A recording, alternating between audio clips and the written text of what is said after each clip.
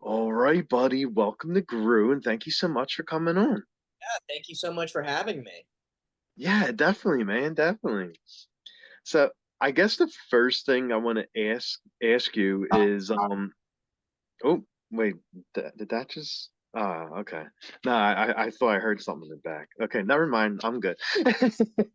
You, you're, you, you're the found founder, and you own and run Seven Street Films, I think, right? And how did that all come about? Yeah, Seventh Street Productions. The name actually came from when I was a kid. I was making little movies on a VHS camera when I was about 11 years old, just kind of with friends. I've always been making these like little horror movies or little monster movies. Oh, nice. And just kind of as a joke, back in those days, the credits, uh, I would actually make my dad write them out, and I would film them. I would prop them up on the wall, and just kind of as a joke because I lived on Seventh Street in Oh, Washington. My dad wrote a Seventh Street production, and then I became an actor when I was a kid, and kind of mostly focused on that. And it wasn't until I went to film school through Portland State University that then we got these projects to make these little films for class. And just as a joke, I kept the Seventh Street Productions moniker when I was oh, a kid, and I had just never changed it. And then now at this point, um, it's grown into something else. And to me it's kind of funny that the title comes from such a kind of like a joke, and now it kind of means something, um, which I think is kind of cool. But really, us getting our start as a company, mhm. kind of in my early 20s, I started making films or just kind of like trying to figure out how to make films.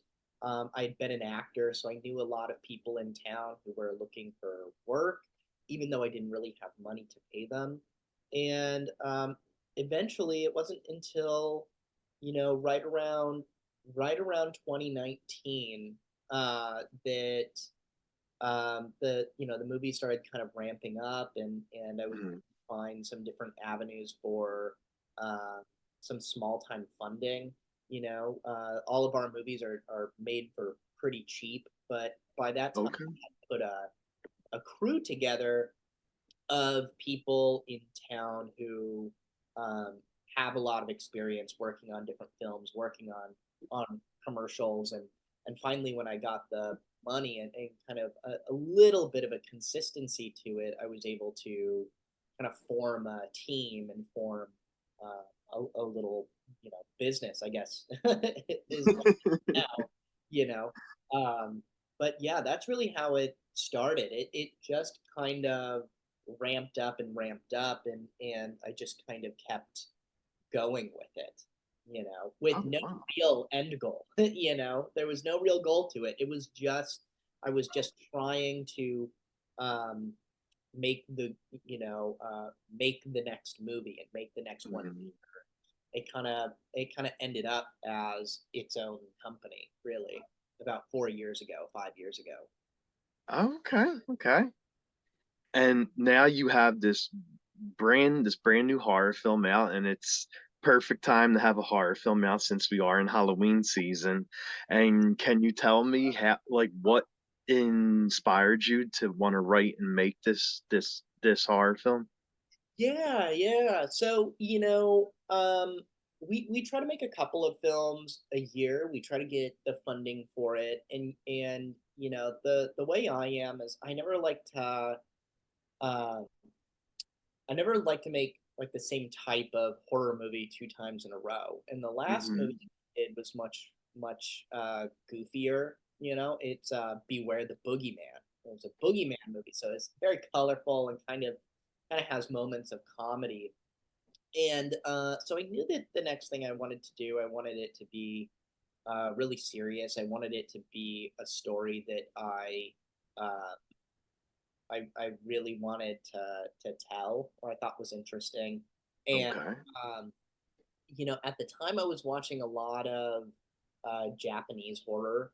I'm a big fan of J horror, and Hmm. some Indonesian horror as well. But when I got into the scripting process for it, um, yeah, it was just very influenced by Asian horror films, and gosh, I'm trying to remember exactly. I lost a little bit of my train of thought, but where that story came from. But it had been a story that I had been rattling around uh, in my head for quite some time. Okay. Uh, and yeah, originally it was called Cult, and I had met. Um, oh my gosh, his name escapes me right now, which is embarrassing. But he was an assistant screenwriter on The Crow, the first Crow movie. Oh wow. Okay. He lives up here in the Northwest, and he had reached out to me because he's retired, and he read the script and kind of gave me some notes. He was kind of the kind of a script analyst, and Gotcha. Gotcha. really kind of got the ball rolling and really punched up the script. But I knew that I wanted to do something that was, very very dark and kind of steeped in grief, and wasn't a rompy kind of fun movie that the last. Hmm. Hmm. One second. Yeah, sure. All right. So yeah, sorry, that was kind of my rambly explanation. Oh no, no, because what it's funny when you just said like the it was heavily inspired by the J J horror. Because when I looked at the film, this the spirit, the ghost, that it's very Ring Grudge heavily influenced. Yeah. Uh, yeah, definitely. Ju-on Origins, which is the Japanese title for Hmm. Hmm. Grudge. That mini series that was released on Netflix. I think Oh that yeah, I watched that. yeah, it takes a lot of cues, I think, from that. I was obsessed with that series for a couple of months. I fell in love Okay. with Ju-on Origins. So I think there's quite a bit of influence from that in there. Oh yeah, definitely, definitely. I definitely saw that when I was watching like the spirit. and like how did you find like this amazing cast? Like with the actress who plays Masha. I mean she was great and creepy as the spirit too. Um, so how did and of course the actor that plays her father too, he did an amazing job. And where did you wind up finding everyone at? Like the cult, like the dad and his daughter and everything else. Um, well, luckily for us, it's a pretty small pool here in Portland as far as people who are making films. And as an actor, you get to meet a lot of different people. So a lot of the actors in it are friends of mine that I've Oh, okay. worked with uh, a number of times on different sets. We kind of run into each other a lot. Neil Green, who plays the father, he's actually played a couple of small parts in some of my past films, and Hmm. um, just kind of he just fit the role of David so well. And China is an actress who I've known and worked with on almost every single one of my films. She's actually a really good assistant director as well, so she Oh, wow. works a lot behind the camera as well. But she's a great actress, and that was another role that was written for her basically. And then I think it was the Colts uh, were the only actors held auditions for. Everybody Oh, okay. pretty much cast from pool of actors that we had previously worked with. Nice, nice. Because I lovely how you cat cap cap capture the whole grieving thing, with the father. Like he just lost his kid, and you did that well. Like how a parent would probably feel if they lose their kid, but then he sees her and sees gets like it's like she's haunting him, basically. Like he sees her all over the house, and she appears out of nowhere, and he goes and sees like help, like grief counseling, and that's where he encounters the special kind of woman, the witches. and Yeah. um, and that was great, like how you put all that, like the grieving parent, the girl as a spirit, the witches, and he goes to them, they go up to him, they want to bring the, bring her back from the dead, and all chaos breaks loose. And how was it like writing that and then actually seeing it while you're shooting it? It's always a lot of fun, when you write it and you're making when you're making the movie just in pre-production, essentially. Hmm. There's a lot of stress and anxiety that goes into it because you just don't know how it's going to go. Yeah. Uh, and then once you're on set, at least for me, I'm so hyper focused on making sure that we're getting everything done on time. So for me, in the moment, I'm I'm obviously, we're shooting it. And I go, okay, this looks cool. This was good here. It really isn't until I'm editing the movie that finally Hmm. I can kind of see it all come together. Everything's a little bit of a blur. So really, in the process, for me, it kind of goes from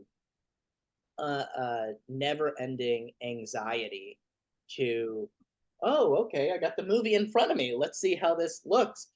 But it was wild to finish that movie because I can remember when I was writing it, thinking, I wonder if I can actually get this movie made.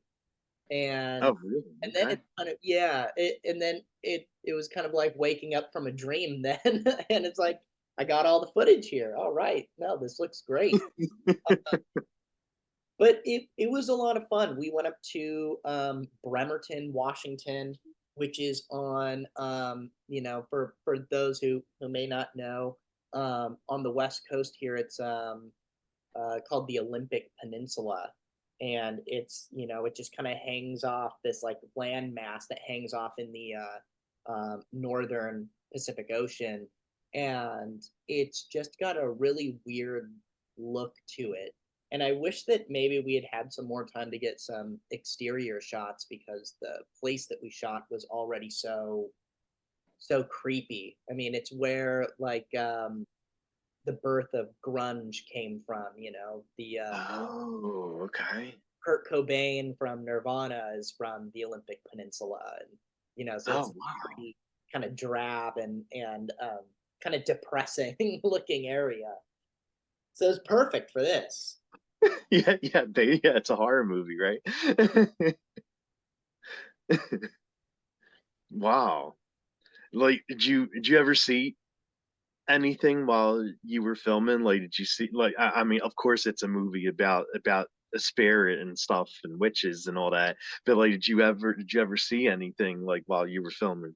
It's so funny because usually, when we rent these locations for our horror movies, every single place that we rent, I kid you not, everybody says, "Oh, this place is really haunted." Yeah. At first, it was kind of exciting 5 years ago. You go, "Wow, maybe this place is haunted," and nothing. No, nothing Nothing. is. But for this one, we did get this old abandoned church. You know, for the climax of the movie, that's where the grief counseling is held. That's Hmm. where the witches hold their ceremony. Yeah. This old church that's owned by the Olympic College that's up there, and it's used as just storage now. I think they're gonna destroy it soon. And Oh. um, that place was really creepy. And there was one night. It was actually when we were shooting some of the grief counseling stuff. The first time that the witches talked to the main character, and Okay. there is there was this security alarm system that would beep. You could hear it beep even when you're downstairs if somebody's walking around upstairs, and all of the crew was downstairs, and it beeped a couple of times. And we kind of wrote it off, and then there was a take, I kid you not, where I hear footsteps upstairs.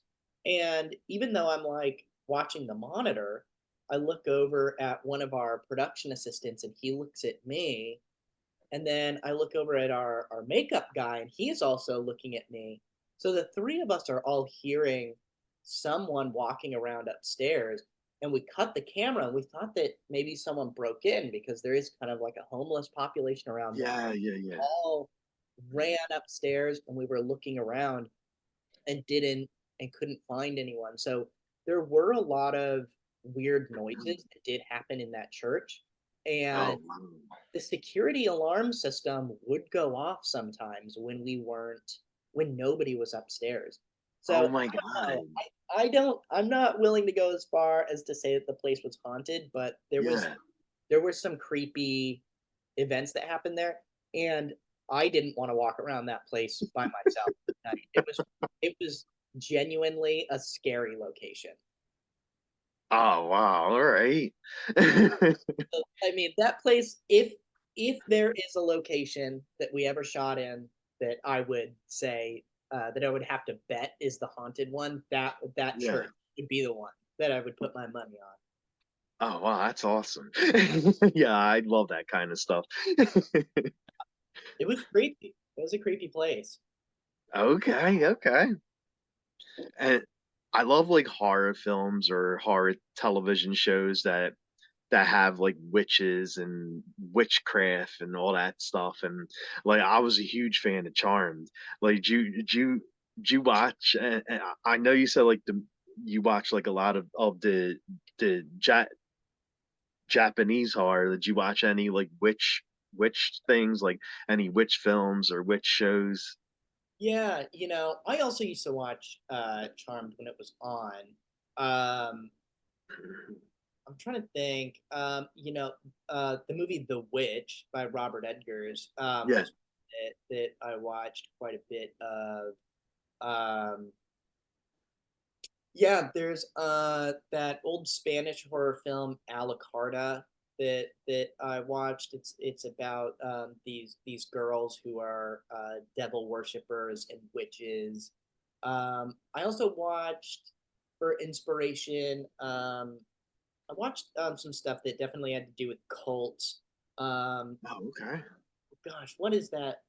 What is that movie? The Void. I don't know if you've seen The Void. Oh, I heard of that. I still never seen that yet, but That's a yeah, I good. definitely know what you're talking about. Yeah. So I was watching a lot of stuff like that to get some Mhm. inspiration for witches. Um, Gosh, I know there are some others. I'm a big horror movie fan. I have a Oh, big same. uh, physical media collection. I have a lot of Blu-rays and DVDs. So I was binging a lot of different stuff at the time. Um, Also, some Italian horror that has some witchcraft involved in it, All right. and the sect, stuff like that. The church. The So church. Yeah, that was yeah, I remember that one. That was good. That was creepy. yeah, so a lot of that kind of stuff is what I was watching. The Craft. I watched The Craft. Yeah, of course. Of course. Yeah, Yeah, that's a really fun movie to craft. You know, like a witch movie that I really liked a lot was a lot of people didn't. Lords of Salem. Yeah, yeah, that was another one that we watched. Yeah, Hmm. I thought that was really, really like well done, and but I don't know that didn't get a lot of good reviews or anything. But I thought it was good. Like I like watching it. yeah. I thought it had a lot of good imagery in it. You know, Rob Zombie is clearly a really good filmmaker. So Oh yeah, definitely, definitely. And with your film, was there any scene that you had the most fun shooting, or a scene that you liked the most? ooh, yeah. Gosh, some of them were hard to do, but I think the most fun that I had, um,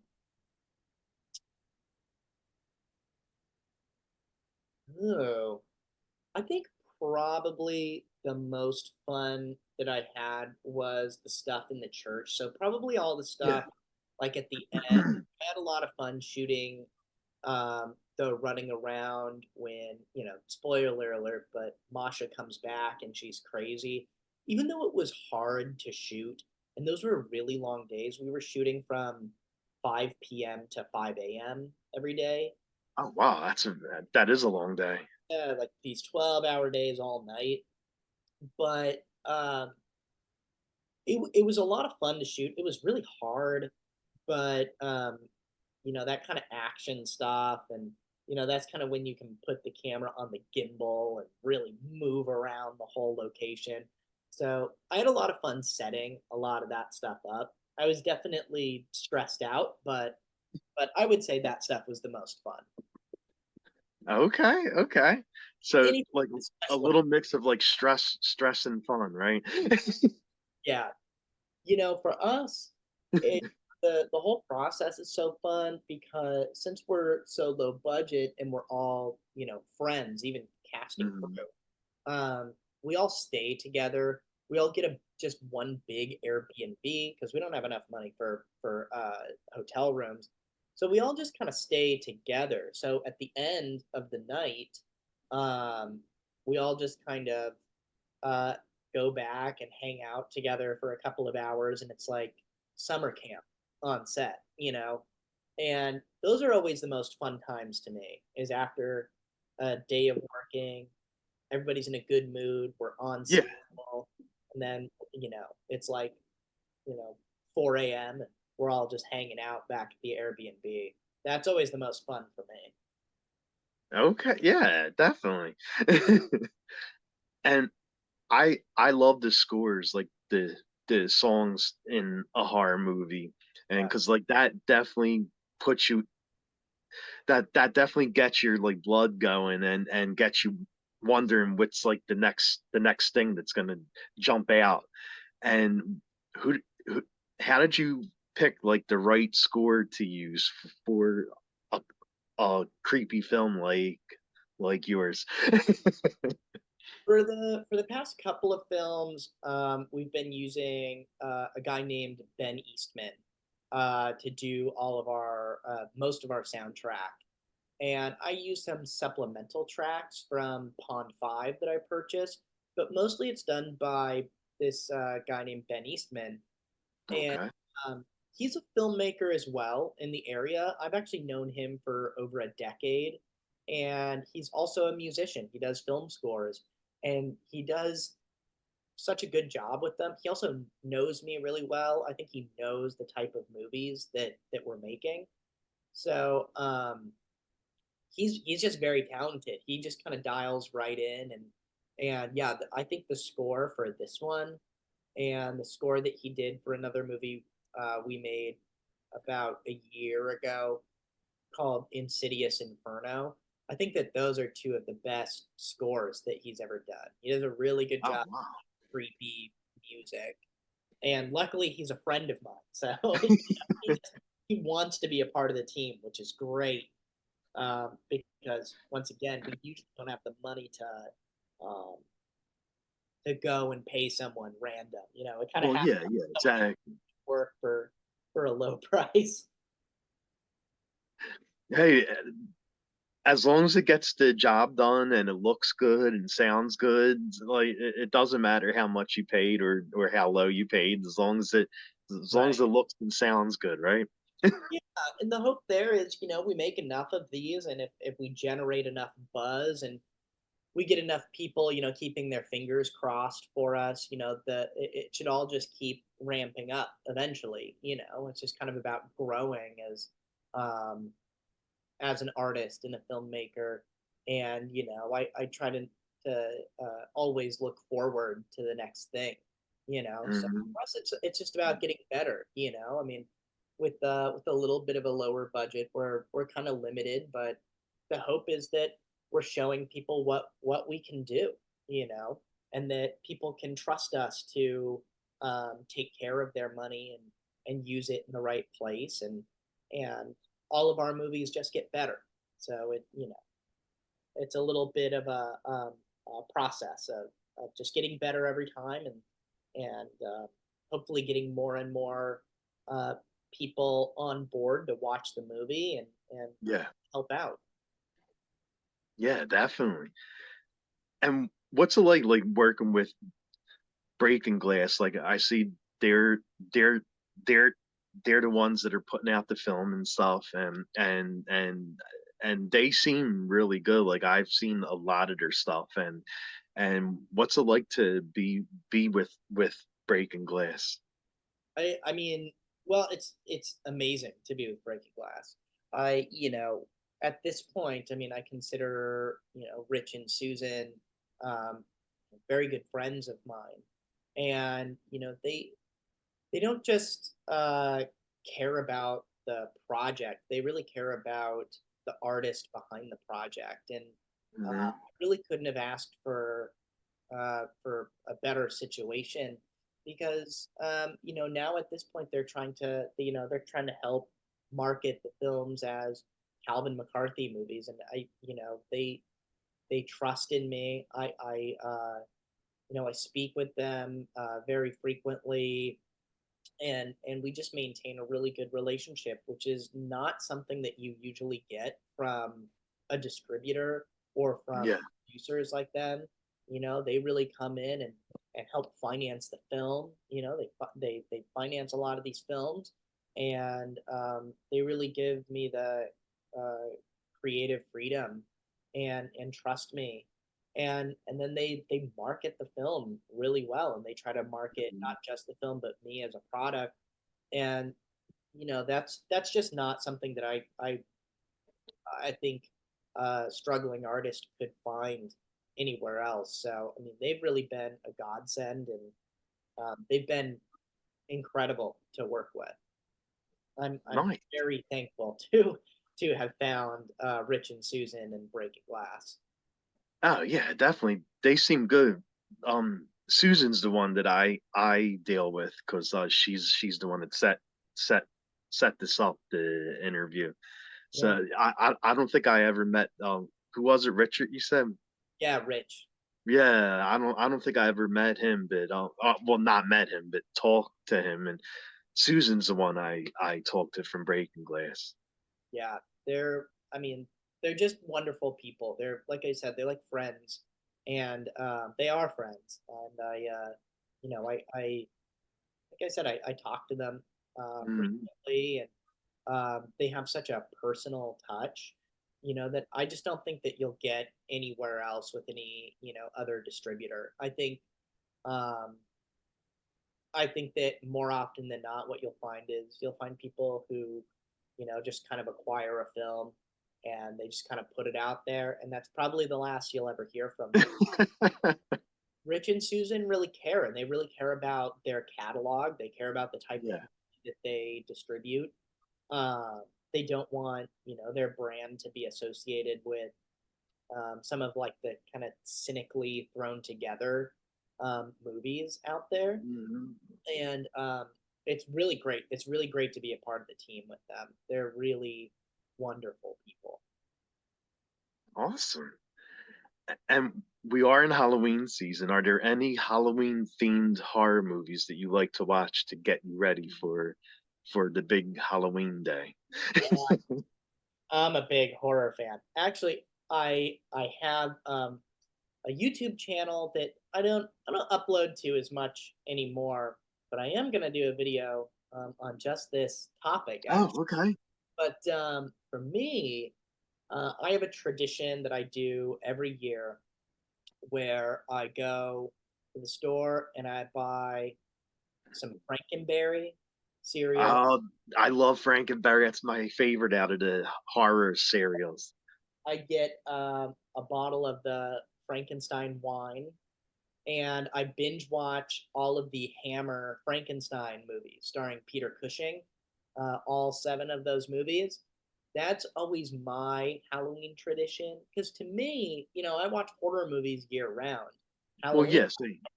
Halloween time to me is like, that kind of like 1800s, like spooky castles and fog and, Dr. Definitely, definitely. Frankenstein in his lab. That's what Halloween is to me. So for me, it's always the Hammer Frankenstein movies. Nice, nice. Those are good. Like even they're they're old films, but they have that creepy feel to it. Like you were saying, it's in black and white, and plus it has like the fog, and Uh, it's always set in like a creepy area. It just gives you like a good creepy feel when you watch this. Europe in the 1800s. There and it Yeah, That's just what I think of when I think of Halloween. I think of Dracula and Franken. yeah. It's not even supposed to be. Um, I don't even think of Halloween as like scary movie season. I think of it as like movies with a vibe to it. It And those, definitely has to have the vibe. yeah, those movies have a vibe. They definitely do. Like those Frankenstein and Dracula and the Mummy and the Wolfman and they do have that vibe to it and yeah, definitely those are good films to watch for Halloween. Like I didn't even start them yet. I have to get on that because Halloween isn't too far away. Yeah, get some Frankenberry. Get some Frankenberry. Yeah, Watch the Frankenstein movies. They're a perfect pairing. I actually have Frankenberry at my house now. Like I literally went and bought that like a couple weeks ago, and I have the box of Frankenberry. And what are you gonna do for Halloween? Do you have like Halloween plans? Are you dressing up? But I don't have any plans this year. I've been editing one of our last films. Right now, we're attempting to get into pre-production on our next film, hopefully to be shot in January.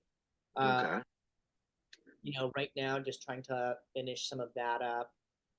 Hopefully, get a contract with Breaking Glass and kind of get everybody on board with that. So, I think unfortunately I'll probably be editing a little bit and putting the finishing touches on this film that I'm editing, and I'll probably be working.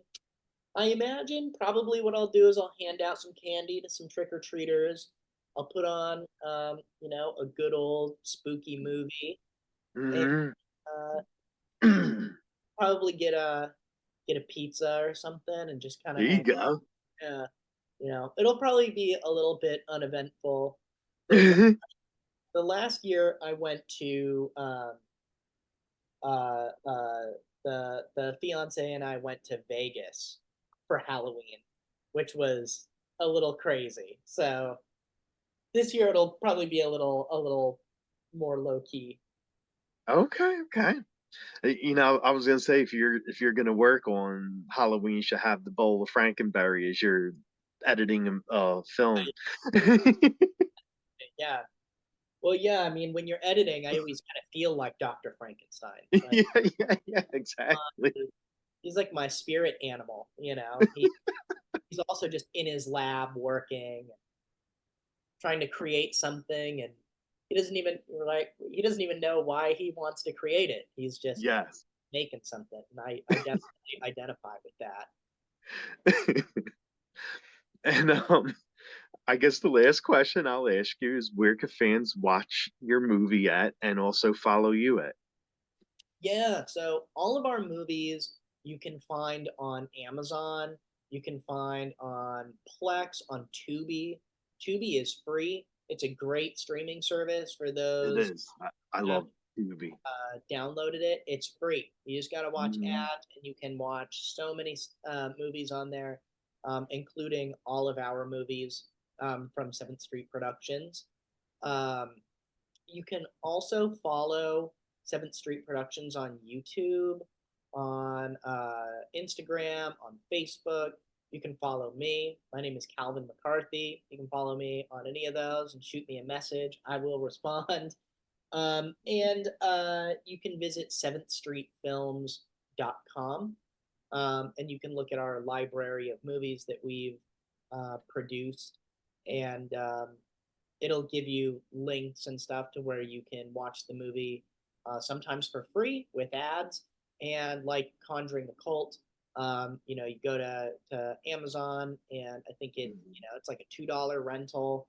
Um, and I encourage people to do that, not just for my films, but for other indie films, because I think that it's important to support independent horror movies and Oh yeah, definitely. independent artists who work in the horror realm. I think that fans, like horror fans, want more good independent horror movies, and unfortunately, I think that the big studios get all the money. So Mhm, it's good for mhm. us to take a stand against some of the crummy horror movies that come out from the studios, and support indie horror. So it's a good way to make a stand. Oh my God, yeah, definitely, definitely. And that, a perfect example of that is how Terrifier went from this Ah, little low budget to no budget horror film, and now it's the number one movie in the world. So, they're like kind of carrying the flag for us in movies like Skid mhm. that came out. I mean, that was made for just like $20,000, and it blew up. And I think that that's what we need more of, because I think that those are like the real, horror artists. Those aren't just Yeah. movies that are, coming out of an AI generator at a studio. That's just like the same thing over and over again. Mhm.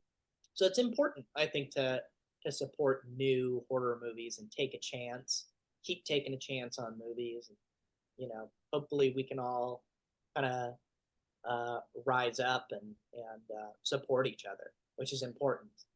Oh yeah, yeah, definitely.